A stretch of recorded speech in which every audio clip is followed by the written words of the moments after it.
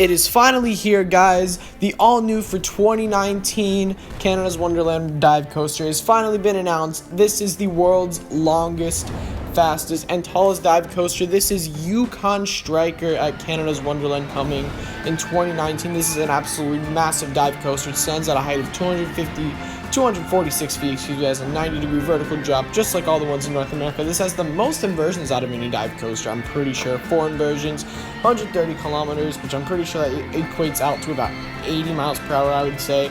And this thing is just an absolute beast. This is the world's largest dive coaster, as I've already said, and this looks like a pretty neat coaster. Definitely looks like one of the more unique dive coasters, I would say. It has a really unique layout per se, and there's a lot of things that I do love about this coaster. However, there are some things that I'm not a huge fan of, which I will get to later in the video. But anyways, let's get straight into the POV. And the funny thing about this POV is that this was actually leaked a few days before the announcement. This was just this past Tuesday. The announcement was last Wednesday morning around 5:30 a.m. But this video was leaked Tuesday evening, so that's pretty funny. So you're going to come over your holding brake, and you're right up eye to eye with Windseeker. I think that's pretty cool. So you're going to dive down. You're going to dive in the middle of Vortex. That is freaking awesome. I absolutely love the interaction there. You're going to roll through this slow Immelman element, which looks really slow again. I love the interaction this is getting. Then you're going to go into a zero-G roll. That is a very huge zero-G roll. Then you're going to go into a vertical loop. This is actually kind of funny. I almost started laughing when I saw this vertical loop. I was like, really? Then you kind of go down into this other Immelman-like element, which is it doesn't really dive that far down. You pop up into the mid-course brake run. This is a really unnecessarily long mid-course brake run. I'll talk about my comments on that. You come next to this lake, which looks really nice. Go into an airtime moment that may or may not give airtime. Have a helix down near the ground. And then you're going to pop up into the final brake run.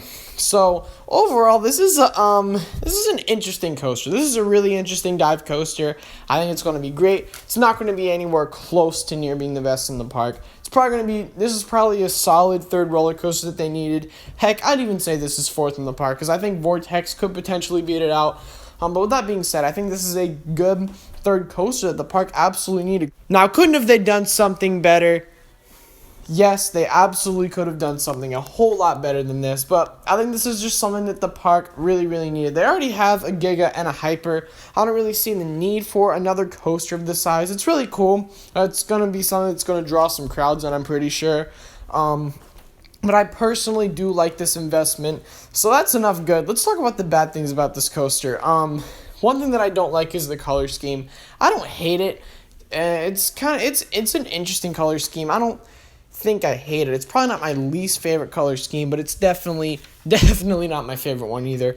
And I really do like the layout on this thing. The layout's really cool. That's one thing, especially the first half. Now, another thing is I'm not really a big fan of the B&M Vest restraints. I've ridden 3 coasters with them, and I've had some pretty bad experiences on all of them. I've just had some really bad experiences with just my collarbone and just like my whole chest and like even like my thighs. Since the bottom of the restraint's pushing down there, I just have had some bad experiences with these restraints. I'm not the biggest fan of them. And also, what is the second half? What on earth are they thinking? Did they even try? Like, it looks like they didn't even attempt a layout, because this coaster has the longest mid-course brake run I've ever seen in my entire life, and it's literally a drop up into an airtime hill, into a helix, into the brake run. That's literally a gatekeeper finish. Come on, Canada's Wonderland, really? They did great with Behemoth, they did okay with Leviathan, and now you're just going to do okay with this dive coaster. I don't know, but here's the thing that everyone's wondering about. Where is this dive coaster going to rank in terms of other dive coasters? Well, in my opinion, I think it is the best dive coaster in North America that has vest restraints. Yeah, I'm looking at you, Val Raven. So anyways, let me know what your thoughts are on Yukon Striker. Let me know what your thoughts are on my thoughts. Let me know what your thoughts are on this video. Be sure to smash that like button. Be sure to share this video with your friends and subscribe for more content. And as always, I'll see you all later. Peace out.